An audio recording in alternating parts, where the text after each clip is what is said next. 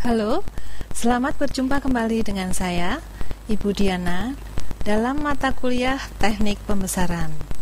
Kali ini saya akan menyampaikan tentang kontrak pembelajaran. Dalam kontrak pembelajaran, Anda semuanya akan memahami tentang mata kuliah Teknik Pembesaran terkait dengan kode mata kuliah yaitu PID 023 dengan bobot SKS 3 03 tanpa teori, artinya teori 0 dan praktikum 3. Mata kuliah ini diampu oleh saya sendiri, Dr. Anda Diana Retna Utarini, dibantu oleh Apriliani. Pelaksanaan kuliah pada semester 2.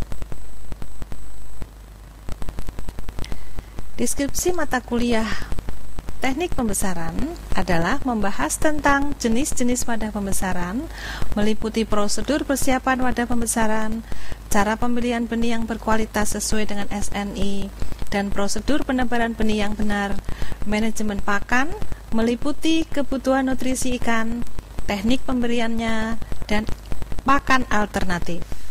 Selanjutnya, pengelolaan air meliputi pengelolaan kuantitas, kualitas, dan kontinuitasnya.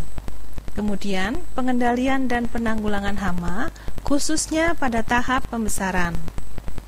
Dan terakhir adalah pemantauan pertumbuhan, meliputi cara pengukuran pertumbuhan sesuai dengan SNI, serta sortasi dan grading.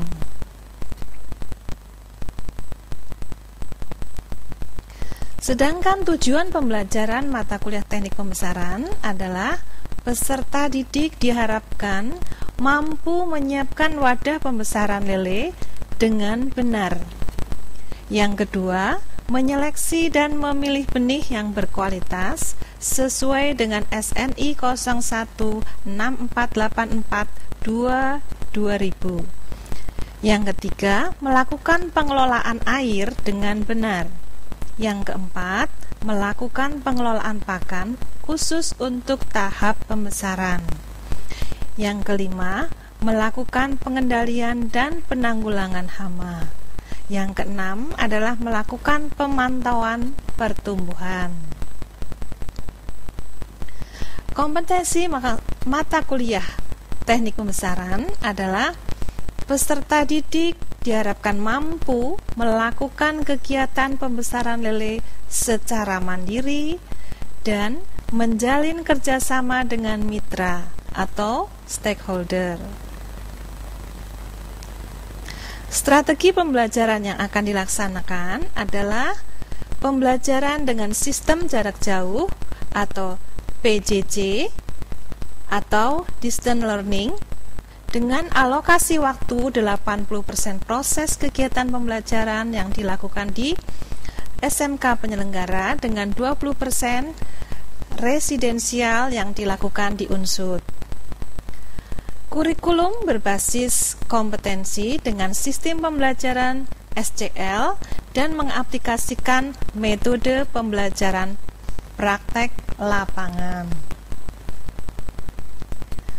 Outcome atau luaran yang diharapkan, peserta didik yang mandiri, mampu menjalin kerjasama dan terampil dalam melakukan pembesaran lele, serta dapat mengatasi permasalahan yang terkait dengan kegiatan tersebut. Evaluasi belajar yang akan kita lakukan adalah secara dua arah, yaitu dosen mengevaluasi proses pembelajaran peserta didik untuk menentukan prestasi nilai peserta didik, dan yang kedua, peserta didik akan melakukan evaluasi terhadap efektivitas dan efisiensi proses pembelajaran. Kemudian, caranya dengan penyajian daftar pertanyaan tentang pelaksanaan proses pembelajaran pada waktu akhir kuliah. Daftar pertanyaan tersebut disusun oleh dosen pengampu dan hasil evaluasi akan digunakan sebagai perbaikan proses pembelajaran pada masa yang akan datang. Sedangkan Evaluasi proses pembelajaran terhadap peserta didik dimaksudkan untuk mendeteksi pencapaian tujuan instruksional umum, pembelajaran teknik pembesaran pada diri peserta didik yang akan dilakukan berdasarkan ketentuan bobot nilai. Penentuan nilai akhir prestasi belajar peserta didik dilakukan berdasarkan ketentuan bobot nilai sebagai berikut. Penyelesaian tugas-tugas yang diberikan secara online sebanyak 30%, aktivitas praktek kerja di SMK penyelenggara sebanyak 50%, ujian tengah semester 10%, sedangkan ujian akhir semester sebanyak 10%. Sementara, kriteria bobot nilai akhir dilakukan berdasarkan penilaian acuan patokan pada Universitas Jenderal Sudirman dengan ketentuan nilai angka lebih besar atau sama dengan 80 mendapat nilai A, nilai angka rentang antara 66 sampai 79,9 mendapat nilai B, sedangkan rentang angka 56 sampai dengan 65,9 mendapat nilai C, sedangkan D adalah rentang angka 46 sampai dengan 55,9 dan E nilai angka di bawah 46.